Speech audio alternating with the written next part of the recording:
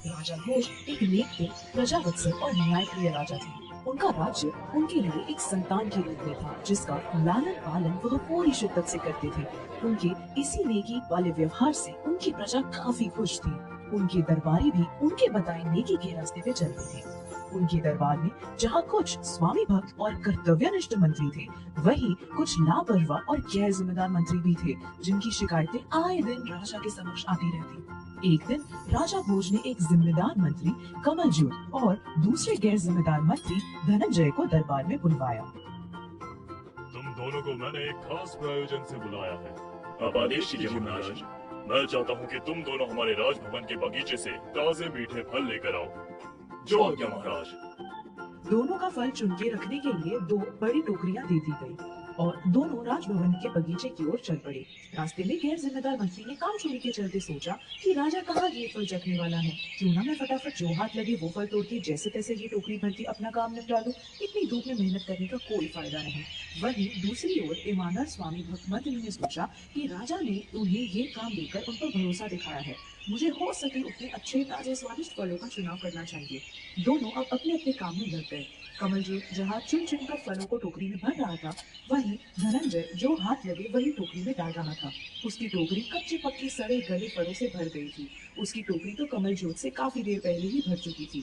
दोनों का काम जब हो गया तो दोनों दरबार में फिर से उपस्थित हो गए। महाराज सलामत रहे। आपने कहा वैसे मैंने ये टोकरी फलों से भर दी है महाराज। महाराज मैंने भी आपकी आज्ञा अनुसार काम संपन्न कर दिया है। सिपाहियों, अब इन दोनों को इनकी टोकरियों के साथ कैद खाने में कैद कर लिया जाए। पर महाराज मेरा क्या कसूर है जो आप मुझे कैद खाने में डाल रहे हैं? इसके पीछे का तात्पर्य आप दोनों को जल्द समझ आएगा। सिपाही दोनों मंत्री को उनकी टोकरियों के साथ अलग अलग कैद खाने में कैद कर लेता है। राजा के आदेश अनुसार उन्हें कुछ दिनों तक खाना नहीं दिया जाता। दोनों भूख लगने पर अपनी टोकरियों में रखे फल खाकर गुजारा कर लेते हैं। कमलजोत ने बड़ी ईमानदारी से ताजे फलों का चयन किया था, इसलिए उसका उन फलों से अच्छा गुजारा हो रहा था। पर धनंजय के बासी सड़े गले फलों का चयन करने से उसकी टोकरी के बाकी के फल भी जल्दी बिगड़ने लगे। अब ज्यादा दिनों तक उसका गुजारा होना मुश्किल हो गया था। अब हालत कुछ ऐसी हो चुकी थी कि धनंजय की तबीयत खराब होने लगी थी।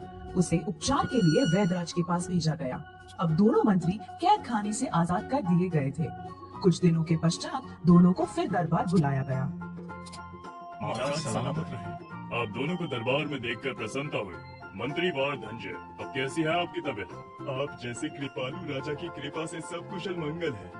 ये सुन के अच्छा लगा। मैंने तुम दोनों को आज फिर राज दरबार में बुलाया है क्योंकि मैं सभी को कुछ अति आवश्यक बताना चाहता हूँ। मैंने कुछ दिनों पहले तुम दोनों को राजबाग के फल तोड़कर टोकरी में भरने को कहा था। आप दोनों ने अपना काम किया भी। बस वैसे ही हमारा जीवन एक सुंदर बाग के रूप में है।